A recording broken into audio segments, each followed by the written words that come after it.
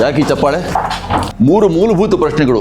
ನಾನು ಏನನ್ನು ಮಾಡ್ತೀನಿ, ಯಾಕೆ ಮಾಡ್ತೀನಿ, ಮತ್ತೆ ಹೇಗೆ ಮಾಡ್ತೀನಿ. ಸ್ಪಷ್ಟತೆ ಇರದೆ ನೀವು ಏನ್ ಮಾಡಕ್ಕೆ ಬರೀ ನಟನೆ ಅಲ್ಲ, ಜೀವನದಲ್ಲಿ ಯಾವ ಕೆಲಸ ಮಾಡಕ್ ಹೋದ್ರೂ ಸಹ ಯಾವ ಸಫಲತೆಯನ್ನು ನೋಡೋಲ್ಲ ನೀವು. ಸಫಲತೆ ಕಾಣಬೇಕು ಅಂತ ಹೇಳಿದ್ರೆ ಮೊದಲು ಅದರ ಆಳಕ್ಕೆ ಇಳಿಬೇಕು ನೀವು. ಈಜಿನ ಸೌಂದರ್ಯ, ಈಜಿನ ಸೌಕರ್ಯ ಅಥವಾ ಈಜು ಇದೆಯಲ್ಲ, ಅದನ್ನ ಸುಖಿಸಬೇಕು ನೀವು ಅಂದಾಗ ನೀವೇನ್ ಮಾಡ್ಬೇಕು? ನೀರಿಗೆ ಇಳಿಯದೆ ಈಜಿನ ಸುಖ ಸಿಗೋಲ್ಲ ನಿಮ್ಗೆ. ಯೂಟ್ಯೂಬ್ ನೋಡ್ಕೊಳ್ಳಿ, ಈಜು ಕಲೀರಿ. ಅದ್ ಯಾರ ಅನುಭವ?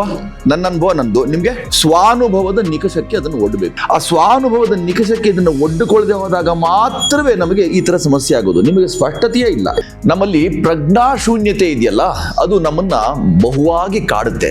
ನಮಗನ್ಸ್ಬೋದು ಎಷ್ಟು ಕಟುವಾಗಿ ಹೇಳ್ತಾ ಇದ್ದಾರಲ್ರಿ ಇದು.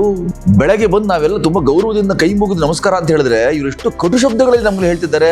ಹೀಗೆ ನಿಮ್ಮ ಬದುಕು ನಿಮ್ಮನ್ನು ನಡೆಸ್ಕೊಳ್ಳೋದು, ಈ ರಂಗ ನಿಮ್ಮನ್ನು ನಡೆಸ್ಕೊಳ್ಳೋದು. ಒಂದು ಕ್ರಮ ಅನುಸರಿಸಬೇಕು ಎಲ್ಲದಕ್ಕೂ, ನಟನೆಗೂ ಸಹ.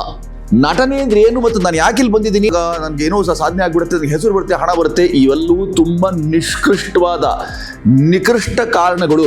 ತುಂಬಾ ಎತ್ತರದ, ತುಂಬಾ ಸಬಲವಾದ ಕಾರಣ ಹೊಂದಿದ್ರೆ ಮಾತ್ರವೇ ಇಂಥ ಅಕಾಡೆಮಿಗಳಿಗೆ ಬನ್ನಿ. ಇಲ್ಲಾಂದ್ರೆ ನಿಮ್ಮ ಹಣ, ಸಮಯ, ಸಂಪನ್ಮೂಲ ಎಲ್ಲವೂ ವ್ಯರ್ಥ ಆಗ್ಬಿಡುತ್ತೆ. ತಂದೆ ತಾಯಂದ್ರಿಗೆ ಏನ್ ಹೇಳ್ಬೋದಿರೋ, ಅವ್ರು ಎಲ್ಲಿ ಏನ್ ಪಾಪ ಒತ್ತಡಕ್ಕೆ ಅವ್ರು ನಿಮ್ಗೆ ಹಣ ಕೊಟ್ಟು ಕಳಿಸೋದು ಏನೋ ಗೊತ್ತಿಲ್ಲ. ಇಲ್ಲಿ ಬಂದಾಗ ನೀವು ಈ ಅಕಾಡೆಮಿಗಳು, ಇಂಥ ಅಕಾಡೆಮಿಗಳು ಮಾಡೋ ಕೆಲಸ ಏನು ಅಂತಂದ್ರೆ ಬಹಳ ಸ್ಪಷ್ಟವಾಗಿ ನಾನು ಯಾರು, ಇಲ್ಲಿಂದ ಪೃಥಕ್ಕರಣಗೊಂಡು ಹೊರಗೆ ಹೋಗ್ಬೇಕಾದಾಗ ನಟನೆ ಅಂದ್ರೆ ಏನು ಅನ್ನೋ ತಿಳಿದು ಹೋಗಿಲ್ಲ ಅಂತಂದ್ರೆ ಸಹಜವಾಗಿ ಒಂದು ಬಹಳ ದೊಡ್ಡ ದುರಂತವನ್ನು ನೀವು ಅನುಭವಿಸ್ತೀರಿ ಅಂತ ಅರ್ಥ.